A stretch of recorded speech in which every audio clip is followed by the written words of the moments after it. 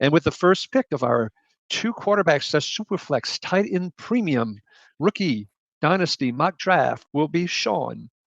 I assume if I got the number 1 overall pick, my team sucks. And it probably needs a quarterback. I still want to take a wide receiver here, I think. You know what? I'm doing it. I'm still going to take Marvin Harrison Jr. here just because I do think he is that type of talent. I think he is going to be elite for a long time. Okay, JJ. I'm going to stick with my narrative. I'm going with Caleb Williams. Pretty much outside of a few people, soon to be mentioned, Caleb Williams is the consensus number 1 pick. He was the consensus number 1 before the season, college season even started. I'm sure he's going to go to a good landing spot. We'll see what Chicago decides to do up at the top of the draft. But Caleb Williams, put it on the board. Caleb Williams with pick number 2, USC quarterback. Okay, let's go to team 3 and Joe. And I think Joe might be a little bit excited the way the draft board fell for him. I am. This is not the way I expected it to fall, for sure. But I got to say, back with Marvin Harrison, he's my number 1 player overall on the board for the real draft. I would go quarterback, but I can't really hate it. I can't do it.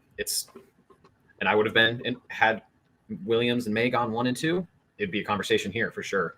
But I'm going with quarterback 1, Drake Maye. As I said in last week's mock, Drake Maye is my top quarterback. Caleb Williams, this is not to disparage him. I think he is an incredible prospect.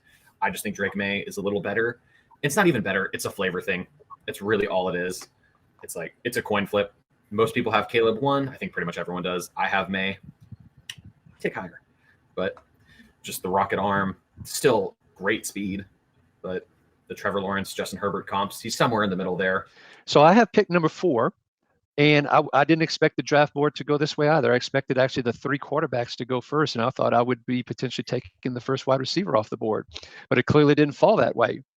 But I am going to pick the 3rd quarterback of the draft, and it's not just because I'm a homer. I'm going to pick the producer Andrew shaking his head like, he's a homer. But I am going to pick the Heisman Trophy winner from this year that threw for over 3,800 yards. Rushing-wise, also ran for over 1,000 yards.